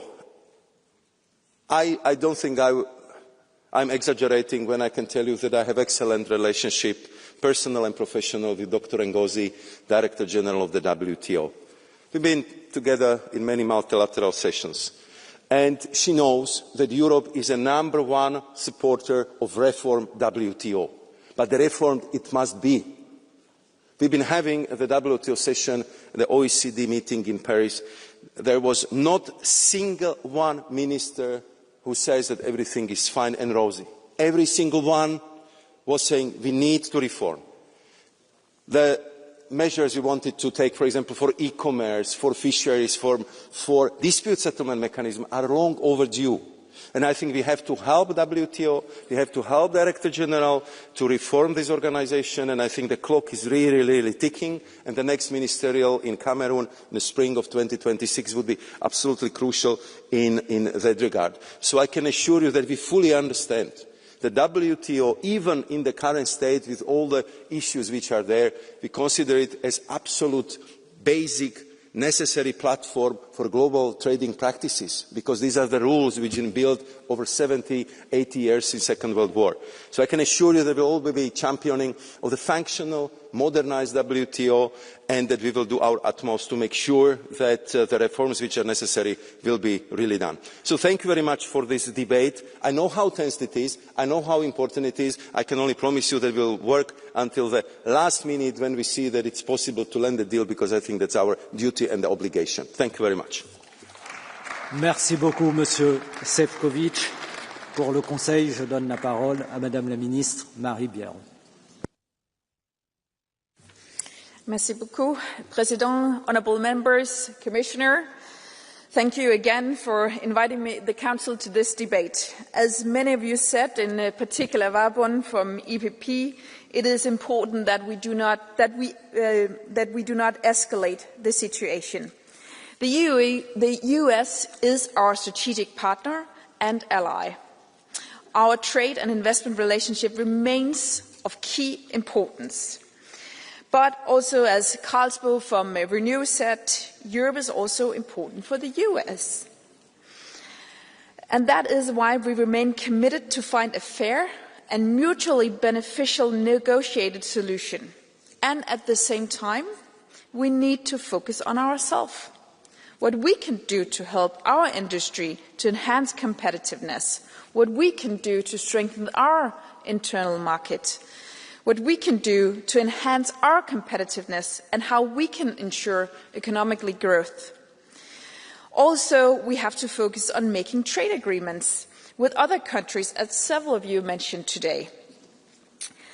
I also listened very closely to your comments about not to break WTO, that the trade has to be predictable, that the EU also should not be dictated, that we should not give in, and that we should remain firm. As Van Brem said from S&D, Sven Johan from Renew, and Lange from S&D, they said it very clearly that we should not accept a deal at any cost. We want a deal, and we are ready for a deal, but not at any cost. If the United States is serious about partnership, the next days must be used wisely. We trust the European Commission to lead these negotiations on behalf of the Union with determination and unity, and we fully support its effort to reach a fair and mutually beneficial solution. Thank you. Merci beaucoup, Madame la Ministre. Le débat est clos.